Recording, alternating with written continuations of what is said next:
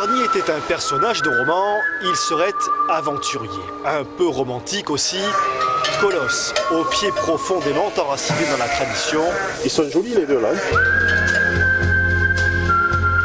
La tête dans les étoiles, avec son voisin, le Pic du Midi.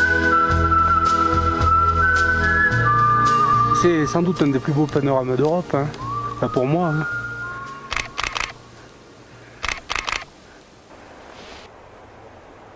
Gavarni, à quelques heures de marche du fond du cirque. Dans le village, un petit cimetière, lieu de pèlerinage des amoureux de la montagne.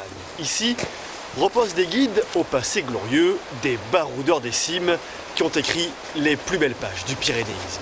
Et ici, on voit Georges Le Dormeur, par exemple, qui a édité des cartes et de topo-guides et qui a galopé à travers les Pyrénées. Et plus haut, il y a des plaques qui commémorent donc les anciens, notamment par exemple Célestin Passé, qui était un guide très demandé.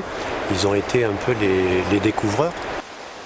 Gérard, le garde du parc national, et Jean-Louis, le skieur alpiniste randonneur, en sont les héritiers.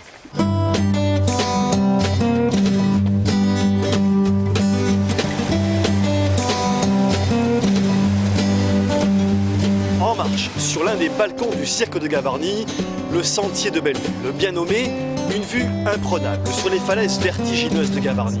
1700 mètres de dénivelé, terrain de jeu depuis près de 2 siècles de grimpeurs de haut vol. Aujourd'hui encore, il y a des voies dans tout cet amphithéâtre du cirque de Gavarni que l'on fait l'été comme l'hiver. Ici, tout à fait sur le haut à gauche, 2 Astazous. Entre les deux, il y a le couloir de Swann.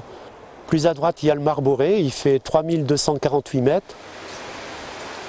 Et une nature préservée. Gavarni se trouve au cœur du parc national des Pyrénées. Je cherche à regarder s'il y a quelques isards. Il y en a quelques-uns qui descendent. Le cirque de Gavarni, ça a toujours ses charmes et des charmes différents en fonction des saisons, en fonction de la météo, en fonction des heures de la journée. Vous allez voir, quand on va descendre, on va se plaire.